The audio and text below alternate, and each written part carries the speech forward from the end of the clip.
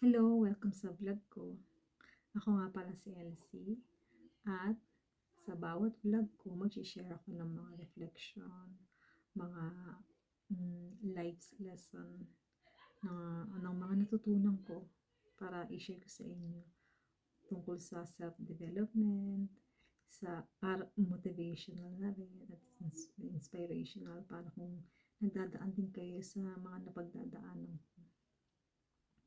Sabay tayong pag-usapan ang mga bagay na hindi natin pag-usapan. Una nating vlog, gusto kong i-share sa inyo kung bakit nga ba at ano ang nagtulak sa akin para magsimula mag-vlog. Actually, this 2024, isa sa mga skills na gusto kong matutunan ay yung public speaking. Alam mo yun na na-amaze ako sa mga taong kaya magsalita sa harap ng crowd or kahit sa harap ng camera and get their attention. At na-amaze ako. So sabi ko, gusto ko rin siyang matutunan. Kaya nagsisimula na ako mag-vlog. This is my first vlog. Kaya sabay-sabay natin tingnan kung ano yung mga dapat kong improve. Dapat na i-project kung paano yung facial expression.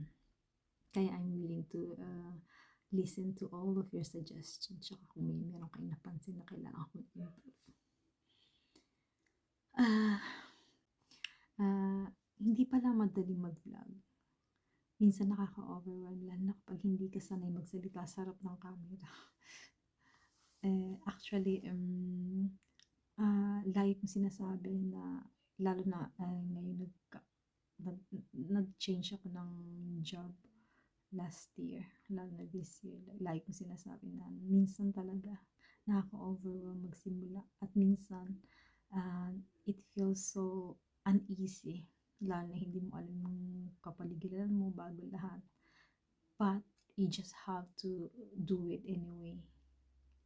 Kasi dahil hindi mo siya sinukuan, ma-realize mo na buti na lang hindi ka sumuko.